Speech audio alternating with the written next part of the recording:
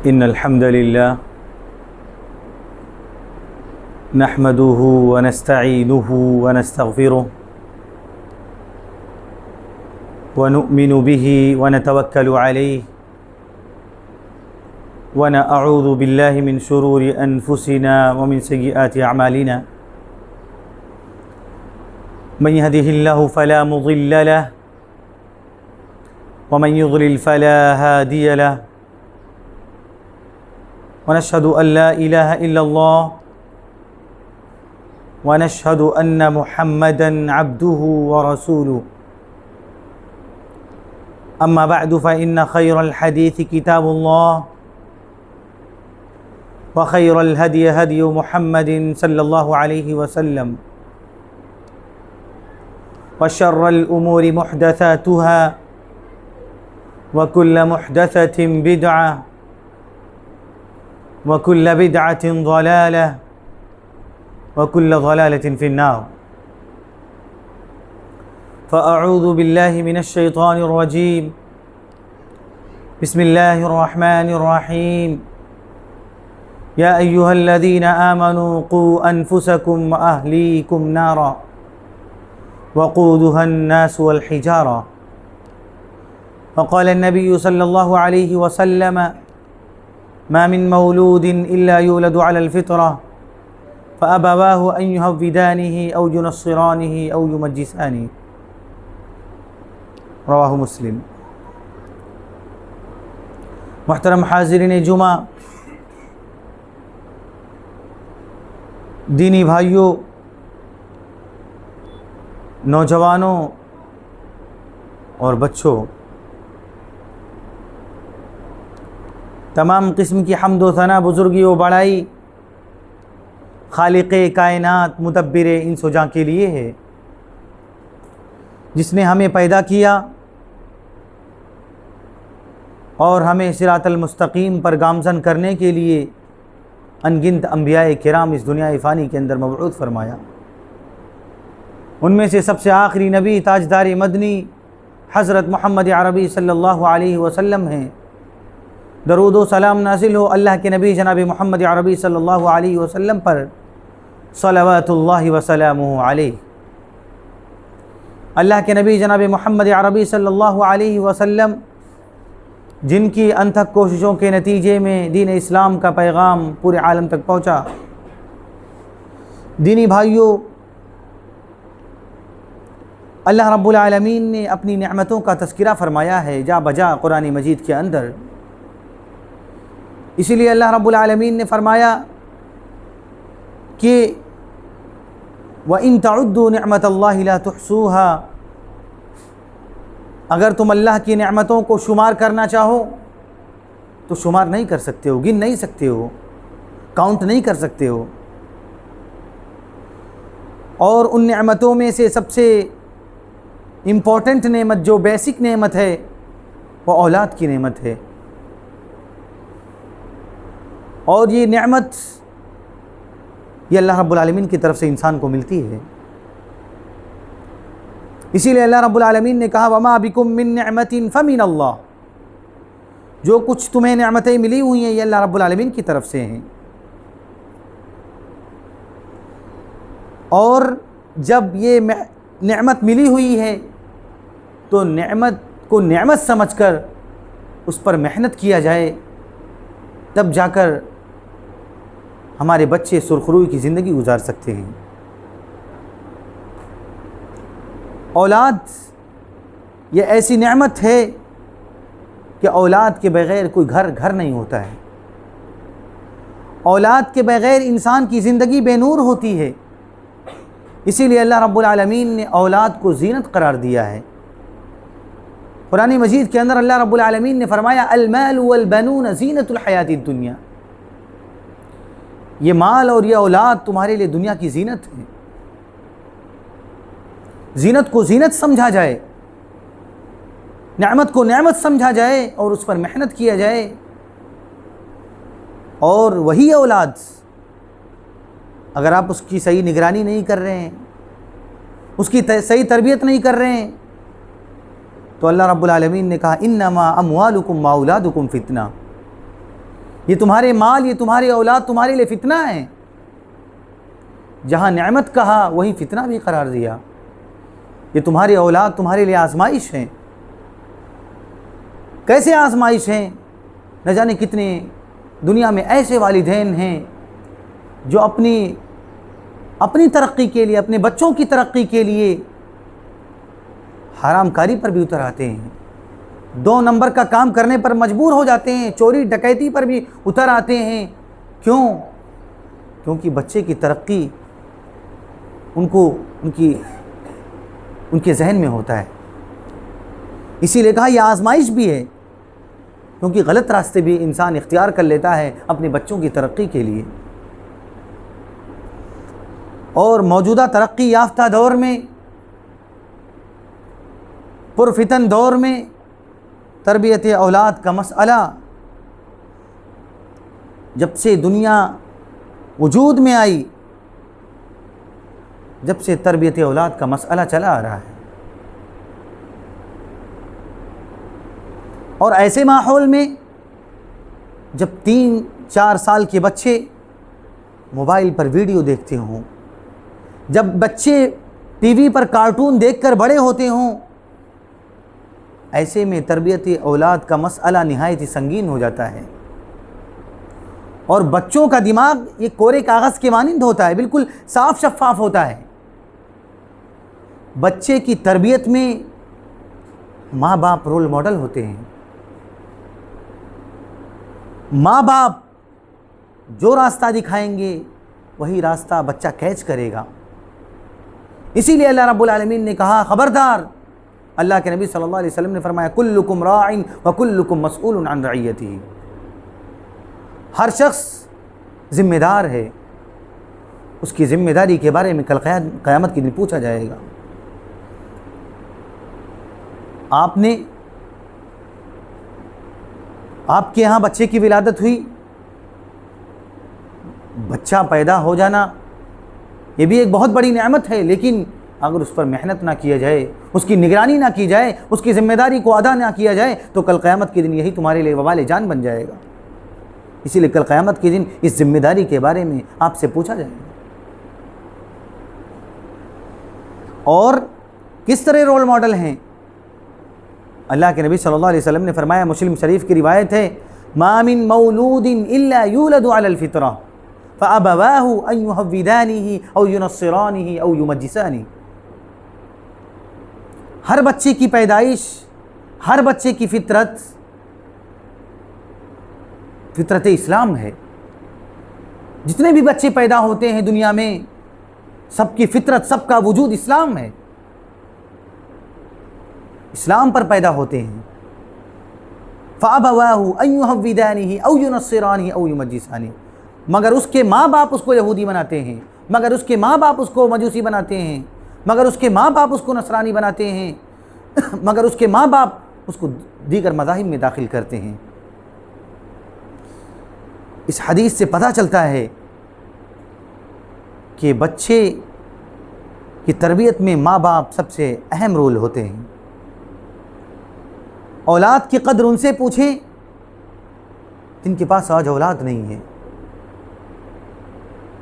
وہ در در کی ٹھوکریں کھا رہے ہیں، غلط راستے اختیار کر رہے ہیں، غلط عقائد اختیار کر رہے ہیں، وہ باطل عقائد و نظریات کے حامل ہو کر وہ مزاروں پر جا کر، پیروں فقیروں کے پاس جا کر وہ غلط راستے اختیار کر رہے ہیں، شریعت اسلامیہ جس چیز کی اجازت نہیں دیتی ہے۔ اسی لیے ابتدا میں کیا کہا اللہ رب العالمین نے، وَمَا بِكُم مِّن نِعْمَةٍ فَمِنَ اللَّهِ، یہ جو نعمتیں ملتی ہیں تمہیں یہ اللہ رب العالمین کی طرف سے ہیں۔ یہ کوئی پیر، فقیر، بزرگ، ولی نہیں دینے والا ہے یہ ساری چیزیں۔ یہ عقیدے میں خرابی لازم آ جاتی ہے، شریعت اسلامیہ کی خلاف ورزی ہو جاتی ہے۔ اور یہ بچے کی پیدائش اور اس کی تربیت کا مسئلہ بہت ہی امپورٹنٹ ہے۔ بچے صرف ہمارا مستقبل نہیں ہے، ہمارا فیوچر نہیں ہے، بلکہ یہ قوم کا مستقبل ہے۔ جیسے ان کو سنوارو گے ویسے ہی آگے آپ کی نسلوں کو سنواریں گے۔ آپ کے مرنے کے بعد یہ آپ کا گھر کام آنے والا نہیں، آپ کے بنگلے کام آنے والے نہیں ہیں، آپ کی حویلی کام آنے والی نہیں ہے، آپ کے مرنے کے بعد آپ چرپہیا گاڑی لے کر چلتے ہیں، یہ کام آنے والا نہیں ہے۔ آپ کے زمین جائیداد یہ ساری چیزیں کام آنے والی نہیں ہیں، یہ پیسے یہ کام آنے والے نہیں ہیں۔ اگر آپ نیک اولاد چھوڑ کر جاتے ہیں اپنی زندگی میں تو یہ آپ کے لیے صدقہ جاریہ ہو جائیں گے۔ اللہ کے نبی جناب محمد عربی صلی اللہ علیہ وسلم نے فرمایا، مسلم شریف کی روایت ہے، اذا مات الانسان انقطع عمله الا من ثلاث، جب انسان کی موت ہو جاتی ہے تو انسان 3 چیزیں چھوڑ کر جاتا ہے، سوائے 3 چیزوں سے کہ اس کا عمل منقطع ہو جاتا ہے۔ نمبر 1 صدقۃ جاریۃ او علم ينتفع به او ولد صالح يدعو له۔ مقصود یہ ہے اس حدیث میں کہ اگر نیک اولاد چھوڑ کر جاتے ہیں تو یہ آپ کے لیے دعائے خیر کرتی ہے، یہ دعا کرتی ہے۔ اگر آپ اپنے بچے کی صحیح تربیت کے رہیں گے تو آپ کے مرنے کے بعد بھی یہ آپ کے بچے آپ کے لیے دعائے خیر کریں گے، دعائے مغفرت کریں گے، اور آپ قبر کے عذاب میں آپ کی تخفیف ہو جائے گی۔ تو شرط یہ ہے کہ بچے کی صحیح تربیت ہونی چاہیے۔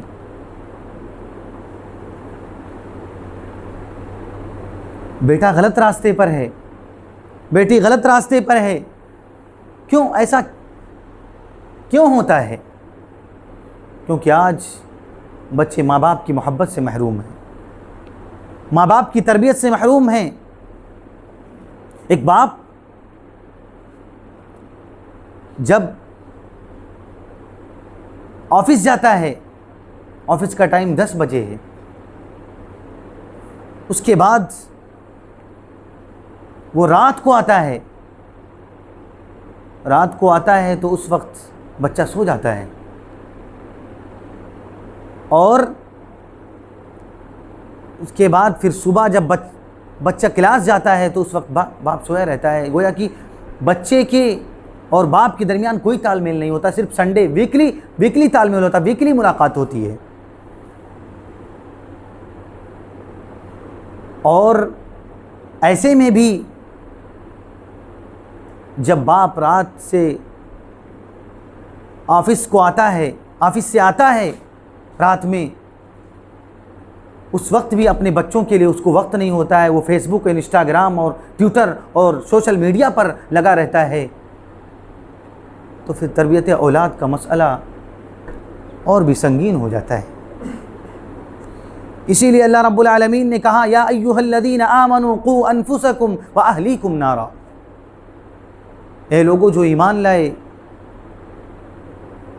اپنے آپ کو جہنم کی آگ سے بچاؤ اور اپنے اہل و عیال کو بھی جہنم کی آگ سے بچاؤ، جس کا ایندھن انسان اور پتھر ہیں، اور جس کی نگرانی کرنے والے فرشتے کسی کے ساتھ کمپرومائز کرنے والے نہیں ہیں۔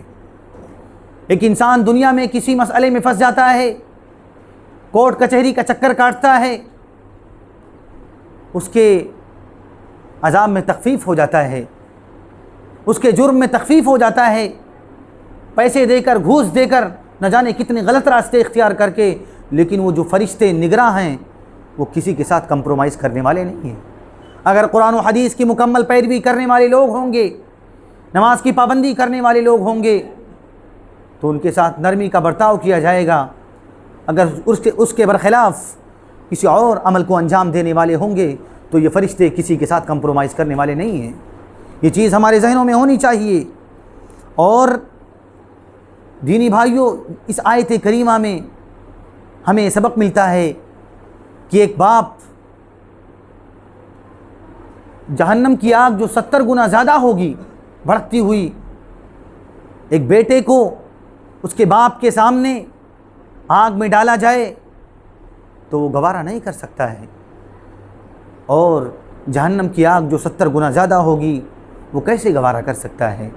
لیکن تربیت کے نام پر اپنے بچے کو کچھ نہیں دے رہا ہے، قرآن و حدیث کی تعلیم کے نام پر اس کو کچھ نہیں دے رہا ہے، دینی تربیت قرآن و حدیث کے حوالے سے کچھ نہیں دے رہا ہے۔ اور ایسے باپ بھی ہیں بچوں کی تربیت نہیں کر رہے ہیں، لیکن ان کی زندگی میں دیکھا جائے تو وہ متقی ہیں، وہ پرہیزگار ہیں، لیکن بچے کو تربیت نہیں دے پا رہے ہیں۔ ایک بیٹی ہے گھر میں زندگی گزارتی ہے لیکن صحیح طریقے سے اس کی تربیت نہیں کر پا رہے ہیں.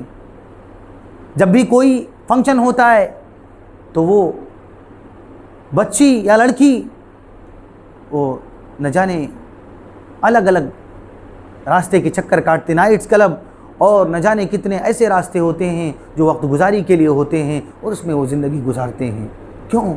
کیونکہ اس میں تربیت کا سب سے اہم رول ہوتا ہے. ہم نے تربیت نہیں کی ہے، ہم نے تعلیم نہیں دی ہے. جو دنیاوی تعلیم، دینی تعلیم سے ہمیں روشناس کرانا چاہیے، ہم نے دنیا کی تعلیم کو ترجیح دی ہے اور آخرت کی تعلیم کو ہم نے ترجیح نہیں دیا. ہم نے سوچا کہ بچے کو مدرسے میں بھیج دیا، اسکول میں بھیج دیا، ہماری ذمہ داری ختم ہو گئی. نہیں، ہماری ذمہ داری وہاں شروع ہوتی ہے کہ بچوں کو تعلیم دینے والے جو علماء کرام ہیں، جو اہل علم ہیں، ان کے ساتھ ہمارا کیا برتاؤ ہے، ان کے ساتھ ہم کیسے سلوک آتے ہیں اور ان کی کیسے عزت کرتے ہیں، ان کے ساتھ کیا معاملات کرتے ہیں. ان تمام چیزوں کا بھی پاس و لحاظ رکھنا ہمارے لیے ضروری ہے. ہم بچوں کو دیندار بنانے کے لیے محنت کر سکتے ہیں. ہدایت دینا اللہ کا کام ہے، محنت کرنا ہمارا کام ہے. 950 سال حضرت نوح علیہ السلام نے دعوت و تبلیغ کا کام کیا، لیکن بچے کو کہا کہ بیٹے کشتی میں آ جاؤ، سوار ہو جاؤ، کلمہ لا الہ الا اللہ کا اقرار کر لو. نہیں، محنت کرنا اپنا کام ہے، ہدایت دینا اللہ رب العالمین کا کام ہے. محنت کیا حضرت نوح علیہ السلام نے، 950 سال دعوت و تبلیغ کا فریضہ انجام دیا. آپ محنت نہیں کریں گے، اس کے بعد پھر کوسیں گے، ملامت کریں گے، تو یہ بہت عجیب سی چیز ہو جائے گی. بچوں کو نیک بنانے کے لیے بذات خود والدین نیک بنے، تب جا کر اولاد نیک بنیں گے. باپ سوچے کہ فجر کے وقت میں سویا رہتا ہوں، فجر کے وقت بذات خود سویا رہے اور بچے سے یہ امید رکھے کہ میرا بیٹا نمازی بن جائے، یہ کیسے ہو سکتا ہے؟ یہ تو غلط پالیسی ہو جائے گی. بچے کے بارے میں ایسی سوچ رکھتے ہیں اور آپ بذات خود فجر میں اور عشاء میں غائب رہتے ہیں اور اپنے بچے سے یہ امید لگائے ہوئے ہیں کہ میرا بیٹا فجر کا نمازی بن جائے، میرا بیٹا عصر کا نمازی بن جائے، نیک نامی والی زندگی گزارے. نہیں، ایسا نہیں ہو سکتا ہے. اور ماں، جس کے بارے میں اللہ کے نبی صلی اللہ علیہ وسلم شاعر نے کہا الام مدرسۃ، یہ ماں گھر کا مدرسہ ہوتی ہے. جیسے بچوں کی تربیت کرے گی ویسے بچے زندگی گزاریں گے، کیونکہ باپ پورے دن گھر پہ نہیں ہوتا ہے، ماں ہی ہوتی ہے. بچے کی تربیت میں ماں سب سے اہم رول ادا کر سکتی ہے. لیکن آج مائیں فیشن کے حساب سے زندگی گزارتی ہیں. اگر شاپنگ کے لیے نکل گئیں تو دن بھر شاپنگ کرنے کے لیے ان کا پورا وقت چلے جاتا ہے. اور ایسی عورتیں بھی آج ہمارے معاشرے میں ہیں کہ رات کے 2 بجے تک، 1 بجے تک صرف سیریل دیکھتے رہتے ہیں. پھر اپنے بیٹی سے یہ امید لگائیں کہ میری بیٹی باپردہ ہو جائے، میری بیٹی نیک ہو جائے، میری بیٹی تلاوت کلام اللہ کی ادائیگی کرنے والی ہو جائے، نماز روزے کی پابندی کرنے والی ہو جائے. یہ نہیں ہو سکتا ہے. بذات خود ہم رول ماڈل ہیں. جب تک ہم اپنی زندگی کو چینج نہیں کریں گے، جب تک ہمارے بچے چینج نہیں ہو سکتے ہیں. اسی لیے اللہ رب العالمین نے کہا ان اللہ لا یغیر ما بقوم حتی یغیروا ما بانفسہم، کہ جب تک انسان بذات خود اپنی زندگی کو چینج نہیں کرے گا، جب تک پھر اللہ رب العالمین چینج نہیں کرنے والا ہے. اپنی زندگی کے آپ خود ذمہ دار ہیں، آپ اپنے بچوں کے ذمہ دار ہیں، اور ذمہ داری ایسی ہے کہ کل قیامت کے دن اس کے بارے میں پوچھ گچھ ہونے والا ہے. آپ کی ذمہ داری کے بارے میں کل قیامت کے دن سوال ہونے والا ہے، اور سوال میں اگر آپ مائنس میں رہیں گے تو پھر پچھتائے کچھ ہونے والا نہیں ہوگا اس وقت. اللہ رب العالمین نے کہا وَأْمُرْ أَهْلَكَ بِالصَّلَاةِ وَاصْطَبِرْ عَلَيْهَا. نماز یہ دین کا ستون ہے. نماز یہ انسان کی زندگی کا سب سے اہم حصہ ہے. کل قیامت کے دن سب سے پہلے اگر سوال کیا جائے گا تو کل قیامت کے دن نماز کے بارے میں سوال کیا جائے گا، اور اس کے بارے میں اللہ رب العالمین کیا کہتے ہیں؟ کہتے ہیں وَأْمُرْ أَهْلَكَ بِالصَّلَاةِ، کہ اپنے اہل و عیال کو نماز کا حکم دو، وَاصْطَبِرْ عَلَيْهَا، اور اس پر بذات خود جمے رہو۔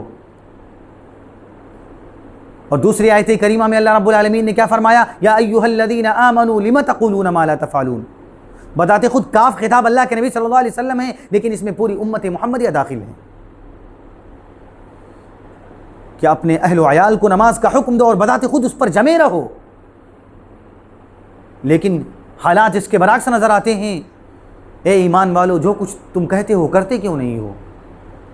اپنے اہل و عیال کو تو حکم دیتے ہو، لیکن اپنا بذات خود اس پر جمے نہیں رہتے ہو، تو پھر کیسے؟ آپ جو تربیت کریں گے وہی آپ کا بچہ بھی کرے گا، جیسی کرنی ویسی بھرنی، جیسی آپ کی تربیت ہوگی ویسا آپ کا بچہ ہوگا۔ پھر آپ اپنے آپ کو چینج کریں، اور چینج کرنے کی ضرورت ہے، تبھی معاشرے میں جو خرابی لازم آ رہی ہے وہ خرابی سے ہم بچ سکتے ہیں۔ تربیت کے مرحلے میں سب سے اہم اور بنیادی نقاط میں سے جو حضرت لقمان علیہ السلام نے اپنے بچے کو نصیحت کی، وہ ہم دیکھنے کی کوشش کرتے ہیں۔ جو سب سے پہلا مرحلہ ہے، کیسے لوگوں نے تربیت کی، کیسی ماؤں نے تربیت کی، کیسے باپوں نے تربیت کی۔ امام بخاری کی ماں کیسی ماں تھی کہ امام بخاری بن گئے، کتنی کتابوں کی تالیف کرنے والے بن گئے، کتنی کتابوں کی تصنیف کرنے والے بن گئے۔ امام بخاری کی بھی تربیت ایک ہوئی، وہ بھی ایک ماں تھی جو ان کی تربیت کی تھی۔ امام مسلم رحمۃ اللہ علیہ، امام شافعی، امام احمد بن حنبل، امام نسائی، امام ابن ماجہ، امام ابو داؤد اور دیگر ائمہ کرام، جو بڑے بڑے ائمہ کرام گزرے ہیں، ان کی بھی تربیت کرنے والی مائیں تھیں، باپ تھے۔ ان کی زندگی سے ہمیں سبق لینا چاہیے، ان کی زندگی کی ہمیں اسٹڈی کرنی چاہیے، ان کی زندگی کے ہمیں معلومات حاصل کرنی چاہیے، ان کی زندگی کے بارے میں ہمیں پڑھنا چاہیے، ان کی زندگی کے بارے میں ہمیں دروس سے سبق لینا چاہیے کہ انہوں نے کیسے اپنی زندگی کو ڈیولپ کیا، کیسے آگے بڑھایا، کیسے دین کی ترقی کے لیے کوشاں رہے، دین کی ترقی کے لیے محنتیں کرتے رہے۔ اس کو ہمیں غور و فکر کرنے کی ضرورت ہے۔ عقیدہ توحید کے باب میں حضرت لقمان علیہ السلام نے سب سے پہلے اپنے بیٹے کو جس چیز کی نصیحت کی، اللہ رب العالمین نے سورہ لقمان میں فرمایا وَإِذْ قَالَ لُقْمَانُ لِابْنِهِ وَهُوَ يَعِظُهُ يَا بُنَيَّ لَا تُشْرِكْ بِاللَّهِ إِنَّ الشِّرْكَ لَظُلْمٌ عَظِيمٌ۔ کہا ہے میرے بیٹے، یا بنی لا تشرک باللہ، نصیحت کرتے ہوئے حضرت لقمان علیہ السلام نے کہا کہ تم کسی کے ساتھ شریک مت کرنا۔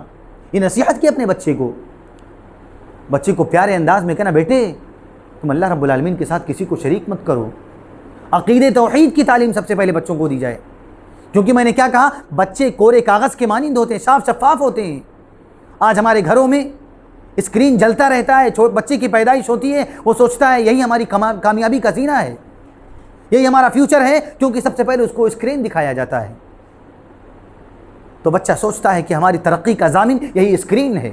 جب بچہ روتا ہے تو مائیں اپنے بچوں کو ہاتھ میں موبائل تھما دیتی ہیں کہ بچہ چپ ہو جائے۔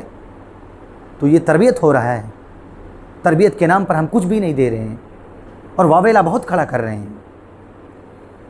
تو ہمیں مسئلے کا حل ڈھونڈنا پڑے گا، مسئلے کے حل کے لیے ہمیں محنت کرنی پڑے گی۔ آج بچوں کو نہیں معلوم ہے کہ توحید کیا ہے، اللہ کہاں ہے، رسول کا نام کیا ہے، اولو العزم پیغمبر کون ہیں، کچھ نہیں معلوم ہے۔ حضرت ابراہیم علیہ السلام، حضرت یعقوب علیہ السلام جب دنیا سے جاتے ہیں تو اپنے بچوں کو عقیدہ توحید کی تعلیم دے کر جاتے ہیں۔ آج ہم نے کیا تعلیم دی ہے؟ آپ کی جان نکل جائے، آپ کی روح نکل جائے، آپ اپنے بچوں کو کیا دے کر جا رہے ہیں؟ اگر عقیدہ توحید نہیں دیا، دین کی مضبوطی نہیں دی، استحکام نہیں دیا، تو پھر آپ نے کچھ بھی نہیں دیا۔ یہ سب سے بنیادی نقاط میں سے ہے کہ بچے کو سب سے پہلے عقیدہ توحید کی تعلیم دی جائے۔ اللہ کہاں ہے؟ آج لوگوں کو یہ بھی نہیں معلوم۔ غلط عقائد و نظریات کے حامل کہتے ہیں اللہ ہر جگہ موجود ہے، ہر کسی کے اندر حلول کیا ہوا ہے، اللہ عرش پر مستوی ہے، ایسی تعلیم دی جائے، کیونکہ اللہ رب العالمین نے کہا الرحمن علی العرش استوى، اور اس لوڈی کو آزاد کر دیا اللہ کے نبی صلی اللہ علیہ وسلم نے، جس نے کہا، اللہ کے نبی صلی اللہ علیہ وسلم نے پوچھا کہ اللہ کہاں ہے، تو ہوا فی السماء۔ تو ایسی تعلیم اپنے بچوں کو دی جائے، کیونکہ یہ تربیت کا سب سے بنیادی مرحلہ ہے کہ عقیدہ توحید لوگوں کو معلوم ہونا چاہیے۔ تربیت کے مرحلے میں دوسرا جو اہم پہلو ہے کہ باپ کے ساتھ، ماں کے ساتھ حسن سلوک روا رکھا جائے. ماں کا کیا حق ہے، باپ کا کیا حق ہے، اس کو بتایا جائے. وَإِن جَاهَدَاكَ عَلَىٰ أَن تُشْرِكَ بِمَا لَيْسَ لَكَ بِهِ عِلْمٌ، اگر یہ ماں باپ آپ کو شرک کی طرف لاتے ہیں، غیر اللہ کی طرف لاتے ہیں، فَلَا تُطِعْهُمَا، تو ان کی اطاعت نہیں کرنی ہے. وَصَاحِبْهُمَا فِي الدُّنْيَا مَعْرُوفًا، لیکن ان کے ساتھ دنیا میں معروف سے پیش آنا، اچھا سلوک کرنا ہے. لیکن اگر شرک کی طرف ابھارتے ہیں تو اس بات کو نہیں ماننی ہے. لیکن حسن سلوک کو مرتے دم تک ترجیح دینا ہے، حسن سلوک کو باقی رکھنا ہے. لیکن آج ماں باپ کے ساتھ کیسا حسن سلوک ہو رہا ہے، اگر وہ دیکھیں تو آج بچے ماں باپ کا خیال نہیں رکھتے. بڑے ہو جاتے ہیں، بڑے کرنے والے کون ہیں؟ ماں باپ ہیں. لیکن وہی ماں باپ کو بھول جاتے ہیں. جب شادی ہو گئی، بیاہ ہو گیا، تو سوچتے ہیں کہ ایک نئی لائف شروع ہوئی ہے، اس میں ماں باپ کو چھوڑنا ضروری ہے، کمپلسری ہے. کیونکہ دین سے دور ہیں، اللہ کے رسول کی محبت سے دور ہیں، جناب محمد عربی صلی اللہ علیہ وسلم کی پیروی سے دور ہیں، اس لیے یہ سارے مسائل ہمارے معاشرے میں جنم لے رہے ہیں. ترمذی کی روایت ہے، حضرت عبداللہ بن عباس رضی اللہ عنہ سواری پر بیٹھے ہوئے تھے. اللہ کے نبی صلی اللہ علیہ وسلم نے انہیں نصیحت کی. 12 سال کے بچے ہیں، کہا اے بچے، احفظ اللہ یحفظک، اذا سألت فاسأل اللہ واذا استعنت فاستعن باللہ. اے بچے، اللہ کے قانون کی حفاظت کر، اللہ تیری حفاظت فرمائے گا. اے بچے، جب کچھ سوال کر تو اللہ سے سوال کر. آج لوگ غیر اللہ سے سوال کرتے ہیں. وَإِذَا اسْتَعَنْتَ فَاسْتَعِنْ بِاللَّهِ، بچے جب تم مدد طلب کرو تو اللہ سے مدد طلب کرو. مدد کرنے والا کون ہے؟ اللہ رب العالمین ہے. تو یہ اللہ کے نبی صلی اللہ علیہ وسلم نے حضرت عبداللہ بن عباس رضی اللہ عنہ کو اس چیز کی تعلیم دی، تربیت کی. تربیت کے باب میں ہمیں اپنے بچوں کو اسی چیز کی تعلیم دینی چاہیے کہ جب تم سوال کرو تو اللہ سے سوال کرو، جب تم مدد طلب کرو تو اللہ سے مدد طلب کرو، اللہ کے قانون کی حفاظت کرو. یعنی اللہ کے قانون کی حفاظت یہ ہے کہ اللہ نے جو احکام و فرامین نازل کیے ہیں، دین و دنیا میں کیسے ہمیں زندگی گزارنا ہے، ان تمام چیزوں کو ہمیں فراموش نہیں کرنا ہے بلکہ ان کو یاد رکھنا ہے.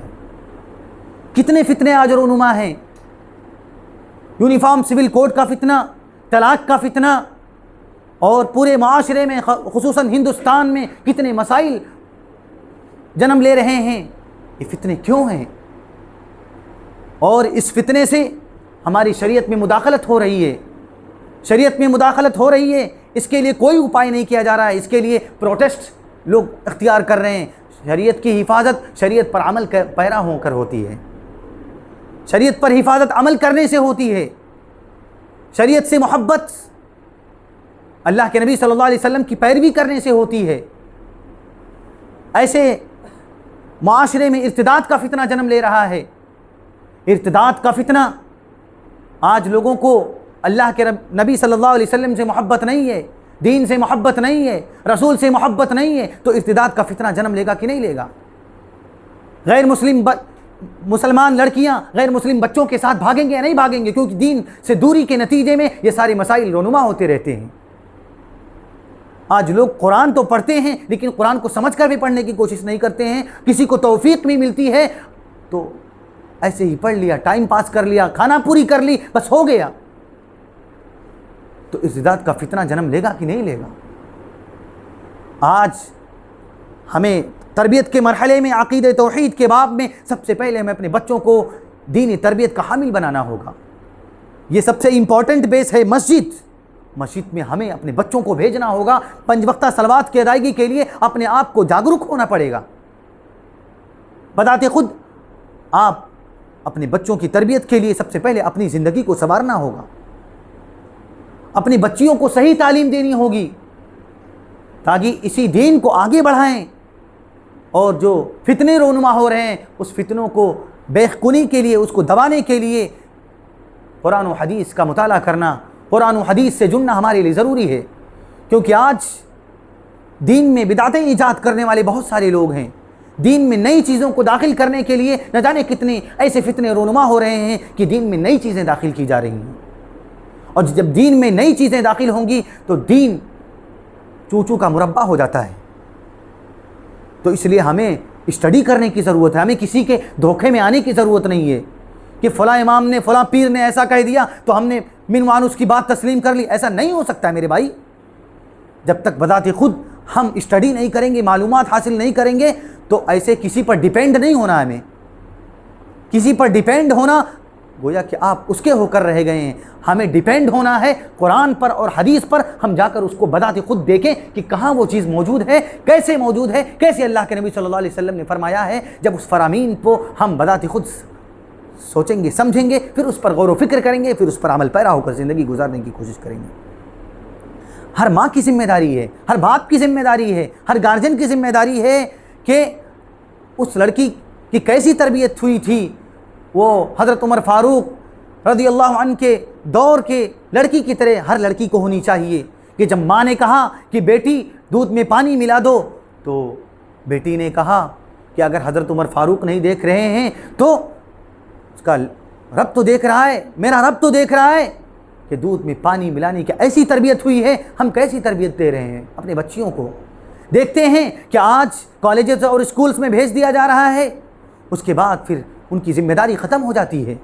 پھر جیسے ہی اسکول 4 بجے ختم ہوتا ہے، بچی آتی ہے شام کو، کالج ختم ہوتا ہے، راستہ غلط اختیار کر لیتے، گرل فرینڈ اور بوائے فرینڈ کا چکر ہے، تو اس میں پھر ارتداد کا فتنہ نہیں اٹھے گا تو پھر کیا ہوگا؟ یہ تربیت کے بنیادی اصول میں سے ہے کہ اپنے بچوں کی نگرانی کی جائے۔ کیا آج میری بچی پڑھنے گئی ہے تو کہاں پر ہے؟ کیا تعلیم اس نے حاصل کی ہے؟ سب سے پہلے بیسک چیزوں کو دینی تربیت کرنی ہوگی ہمیں، قرآن و حدیث سے اس کو جوڑنا ہوگا۔ یہ مساجد، یہ مدارس، یہ دین کا ستون ہیں، اس کو جمانا ہوگا، کیونکہ آج اسی پر سب کی نظریں ہیں کہ کیسے مسلمانوں کو دین سے دور کیا جائے، کیسے عقیدہ توحید سے دور کیا جائے، مغربی تہذیب، مغربی کلچر کو ان کی زندگی میں لایا جائے، کیسے اسکرٹ پہنایا جائے، کیسے ان کو دین سے دوری کے جو راستے ہیں اس کو اختیار کرنے کی کوشش کی جائے۔ اور بچوں کی تربیت میں حضرت لقمان علیہ السلام نے جو نصیحت کی اپنے بچے کو، کہا یا بنی اقم الصلاۃ، اے میرے پیارے بیٹے تم نماز کو قائم کرنا، نماز کی تلقین کرو اپنے بچوں کو، بذات خود نماز پڑھو اور بچوں کو بھی تربیت کرو کہ نماز پڑھنی ضروری ہے۔ اگر ایک بچہ دکان کو بھیجتے ہیں تو دکان پر نہیں گیا تو اس کو تھپڑ لگا دیتا ہے باپ، اسکول نہیں گیا تو کچھ نہیں ہوتا ہے کہ چلو ٹھیک ہے، مار اس پہ کچھ نہیں ہوتا ہے، اور نماز کے لیے سویا رہتا ہے فجر کے وقت، کچھ فرق نہیں پڑتا ہے۔ دکان نہیں جا رہا ہے، اسکول نہیں جا رہا ہے تو تھپڑ لگائے جا رہے ہیں، نماز کے لیے کوئی ایکشن نہیں ہے۔ کیوں ایسا کیوں ہے؟ یہ دین سے دوری کے نتیجے میں، دین سے محبت نہیں ہے، اس وجہ سے یہ پریشانیاں ہمارے سامنے ہیں۔ نماز بذات خود ہم پڑھیں گے، پڑھنے کا حکم دیں گے تب بچہ پڑھے گا۔ آپ امپورٹنٹ کس کو دے رہے ہیں؟ دکان کو دے رہے ہیں، دنیاوی جاہو جلال کو دے رہے ہیں۔ آپ دنیا کی ترقی کے لیے خواہاں ہیں، مدرسے میں نہیں جاتا ہے تو کچھ نہیں بولتے ہیں، اور جب اسکول میں نہیں گیا تو اس کو تھپڑ لگا دیا، دکان نہیں گیا تو اس کو مار دیا، اس کو کوسنے لگے۔ مسجد میں نہ جائے تو اس کو پنشمنٹ دیا جائے۔ جب بچہ 7 سال کا ہو جائے تو اللہ کے نبی صلی اللہ علیہ وسلم نے کہا اس کو نماز کی تلقین کرو، اور جب بچہ 10 سال کا ہو جائے تو اس کے بستر الگ کر دو، اس کو مارو، اس کو پیٹو، کیوں نماز نہیں پڑھ رہا ہے۔ کیا یہ حدیث ہمارے سامنے نہیں ہے؟ ایک ایک حدیث ہمارے سامنے ہونی چاہیے، حدیث ایک ایک حدیث سے ہمیں محبت ہونی چاہیے، اس حدیث کو بھی ہمیں اپنے سامنے رکھنا چاہیے۔ کیا صرف اہل حدیث نام کے ہوتے ہیں؟ حدیث سے محبت کرنے والے، قرآن سے محبت کرنے والے جب ان تمام چیزوں پر غور و فکر کریں گے، ایک ایک حدیث کو لیں گے، تب ہماری زندگی سنورے گی، ہماری زندگی میں انقلاب پیدا ہوگا۔ آج ہم نے بچوں کو مسجد کا راستہ نہیں بتلایا، ورلڈ کپ چالو ہو گیا، نہ جانے کتنے لوگ اس کرکٹ میں لگ گئے، کرکٹ کا راستہ بتلا دیا۔ جوا خانوں، اڈوں اور نہ جانے کتنے ایسے نکھڑوں پر بیٹھ کر پوری رات زندگی گزارتے ہیں۔ اور میں بذات خود اسکول اور کالجز کا میں نے موازنہ کیا کہ بچے کتنے رات تک نہیں سوتے ہیں، تو پتہ چلا کہ 20% ایسے ہیں جو 2 بجے تک سوتے ہیں۔ الفرقان ہائی اسکول نارا سپارہ میں 10th تک اسکول ہوتا ہے وہاں پہ، لیکن بچے ایسے بھی بتلائے کہ ہم 2 بجے تک سوتے ہیں، لیکن 50% ایسے ہیں جو 12 سے 1 بجے تک سوتے ہیں بچے۔ صرف 10 سے 15% بچے ایسے ہیں جو 9 بجے تک سوتے ہیں۔ تو یہ پورا جائزہ ہے، پورا سروے ہے کہ آج بچوں کی کیسی تربیت ہو رہی ہے۔ بچوں کی تربیت میں ہمیں ایکٹیو ہونے کی ضرورت ہے، بچوں کی تربیت میں ہمیں اپنے آپ کو جاگرک ہونے کی ضرورت ہے کہ ہمارا بچہ کس لائن سے جا رہا ہے، ہمارا بچہ کس بچے کے ساتھ جا رہا ہے۔ کیونکہ آج اچھے سے اچھا انسان اگر آپ کے بیٹے کے ساتھ ہے تو آپ اس کے اندرون کو نہیں جان سکتے ہیں، اس کے اندرون میں کیا چل رہا ہے، اس کی دل کی دنیا کیسی ہے آپ نہیں سمجھ سکتے ہیں۔ آپ باپ ہیں، آپ اپنی ذمہ داری کو نبھائیں، آپ صرف اپنے بچوں کو اپنے ساتھ رکھیں، کسی سے سہارا، کسی سے امید نہ رکھیں۔ مسجد میں بھیجیں، مدرسے میں بھیجیں، دین سے جوڑنے کی کوشش کریں، کیونکہ یہی ایک ایسا راستہ ہے کہ آپ کا بچہ ترقی کر سکتا ہے۔ آپ بذات خود نماز پڑھیں اور اپنے بچوں کو بھی تربیت کریں، آپ بذات خود تلاوت کریں، اپنے بچوں کو بھی تلاوت کی طرف آمادہ کریں، اور بذات خود آپ اذکار پڑھیں، صبح و شام کے اذکار کا اہتمام کریں، تو آپ اپنے بچوں کو بھی صبح و شام کے اذکار کی طرف رغبت دلائیں، تب جا کر آپ کا بچہ بھی تربیت یافتہ ہوگا، آپ کی بچیاں بھی تربیت یافتہ ہوں گی، اور آپ کا معاشرہ خوشحال معاشرہ بنے گا۔ اور تربیت کے باب میں اللہ رب العالمین نے کہا وَأْمُرْ بِالْمَعْرُوفِ وَانْهَ عَنِ الْمُنْكَرِ وَاصْبِرْ عَلَى مَا أَصَابَكَ، بھلائی کا حکم دینا ہے، برائی سے روکنا ہے، اور وَاصْبِرْ عَلَى مَا أَصَابَكَ، ظاہر سی بات ہے کہ جب بھلائی کا حکم دیں گے تو بہت سارے لوگ راستے میں کانٹے بچھانے کے لیے آئیں گے، تو اس میں کیا کہا، اس میں صبر کرنا ہے۔